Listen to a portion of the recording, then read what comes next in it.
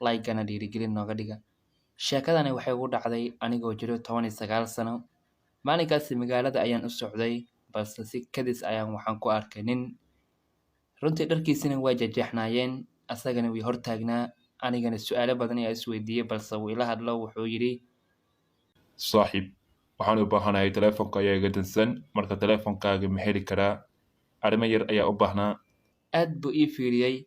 Wuxuu ogaaday inay qaybta jaakadeyda ee telefoonka markaas iigu jiro ayuu arkay. Su'aalo badan waxaa isweydiiyey.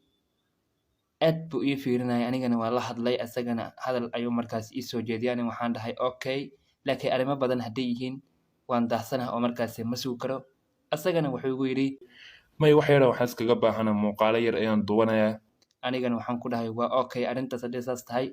Kadibna wuxuu yidhi gaarigaas gadaal taagan ayaa markaasi muuqaalka ku duubayaa. Runtii aniga waxaan islahaa muuqaalo YouTube iyo waxyaalo saas ayuu ka hadlayaa ama ciyaar yar ayuu rabaa inuu ku duubto. Su'aalo badan ayaa maskaxdeydii ka dhex yeerayay. Kadibna wuxuu yidhi gaariga ayaan gadaal ka furayaa kadib markaasi muuqaalka bilow oo muuqaalka duub. aniga waxaa isweydiinayay su'aalo badan. Qaylo ayaa maqlay, runtii aad baa u naxay. Gaariga ayaa qaybta dambe markaasi fiiriyey.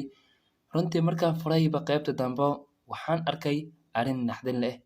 Waxaan arkay 3 qof oo markaasi dumarna ay ku jiraan. Aniga waan xanaaqay, ninkii taa ku orday ayaan feer afka u geliyey. Kadibna xagga markuu ku dhacay ayaa waxaan ku dhahay stupid iyo wuxuunka dad ayaa soo afduubatay, dadna waxaa rabtaa inaad dishi. Kadibna markuu soo istaaga ayuu wuxuu yidhi waryaa adiga naftigaaga waan ku dilayaa shaqar jaanyo afka xun muuqaalka maa duubti. kadibna saan feer ugu waday ayaa markaasi meesha uu ku dhacay. Kadibna dadka ayaa markaasi soo bixiyey. Waxaan weydiiyey sababta loo soo afduubtay iyo sababta gaariga markaas halkaan u soo galeen. Gabadha ayaa ila hadasho tiri annaga markaasi magaalada ayaan u soconnay, annagoo waddada marayna ayuu ninkaan naga hor imaaday.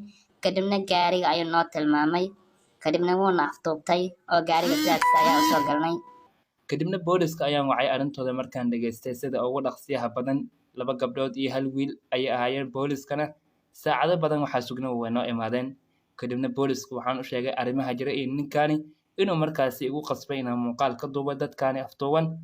ninkana aad buu markaasi ii fiirinaya ugu xanaaqsanaa. anigana bilad ayaa la ii guddoonsiiyey oo markaasi waxaan ku guuleystay inaan tuugada markaasi sheego iyo waxa markaasi qalalaasaha wado. kadibna jeelka ayaa lagu xidhay ninkan oo halkaas ayuu wax badan ku jiray. dooliga iyo bahalada ayaana halkaas ku cunayay. maalinkaas waxaan u sheegay haddaanay inka soo gaari lahayn ama ninkaasi aana dili lahayn oo qaybta dambe gaariga markaan furaba aan arki lahaa oo iska aamusi lahaa, ninkaani aniga ayuu markaasi dili lahaa. sheekada halkaas ayay ku dhamaatay.